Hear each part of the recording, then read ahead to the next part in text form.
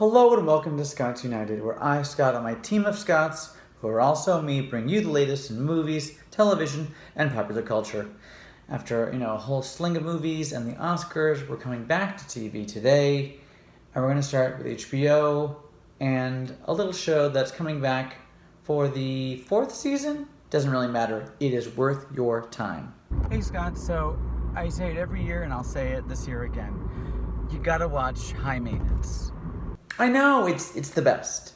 It's on HBO, and yes, it's about a pot dealer in New York City. I admit that premise turned me off when I first heard it. I thought, I don't really, I thought it would just be glorifying marijuana and, do your own thing, not merely my interest. Nor mine.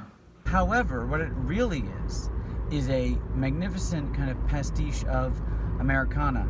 That sounds really highfalutin. But New York is such a melting pot of so many different people, and really they use the show as a way of highlighting that variety, immigrants and native, New Yorkers and people that are smoking pot because they're in pain, because they're, going through cancer, or people that are, depressed and smoking pot, or just, it's tangential. They want to just tell a story about an interesting person, and maybe the lead guy who is the dealer, who is the main character, he just happens to know this person.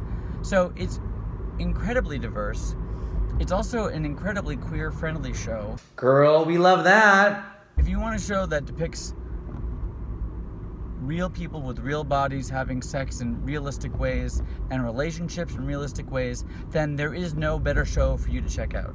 It continues to impress and just delight me in how well represented, this full range of people are in the show, and for that alone, it should be saluted. Ben Sinclair, he's one of those sexy in some kind of indefinable way, but just yes. It was originally a web series. You can go back. HBO has everything on it, so you can catch the original web episodes. Start with season 1. It is sort of an anthology in a way. We have learned more about the guy, more about the main character, who has remained nameless this whole time. It is truly one of my favorite shows, and it's really worth watching. Agreed.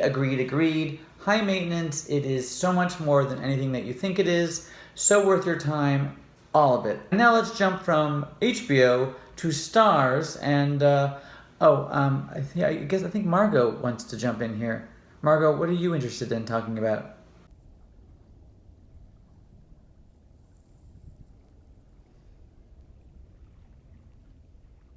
Ah, yes, Outlander. Now, some of you may have heard the show. It's on Starz. It's about the World War II nurse who gets hurtled back in time and then essentially shacks up with this hot Scottish guy who's randomly half naked a good chunk, which is not bad because Sam Heughan really has put some work in, let me tell you. So, my dad and I are actually rewatching this, or getting caught up for the new season that's starting. There's, I think there's 4 seasons, and this is the 5th coming out now, very soon, I believe. So look, it's really a romance novel, let's be honest, okay? But elevated. And the performances aren't bad. It's a little bit silly, but there's some good stuff there. She goes back in time, and she wants to get back to her present, Back to the Future, but she falls in love with a guy in the past.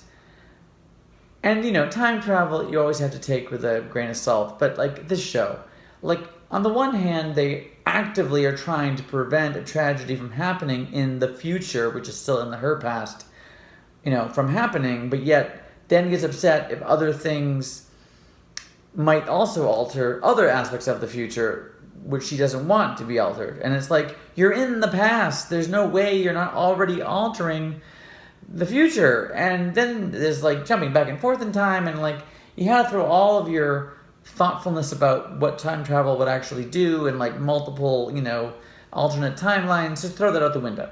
Throw it out, forget about it, and just enjoy it.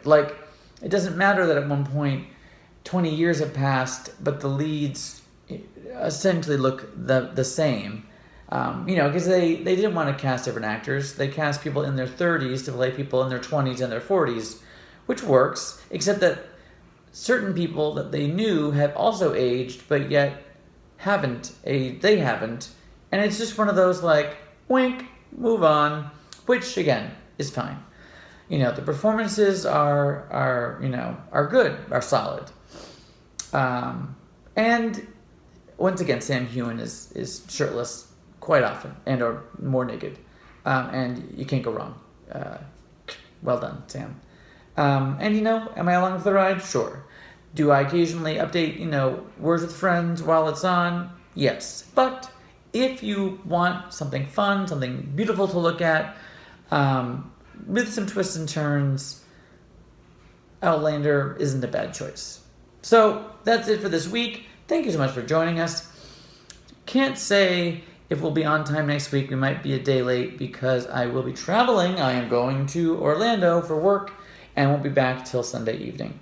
But hey, we haven't missed a week yet, so I'm thinking probably Monday night, but we'll see. And otherwise, have a great week.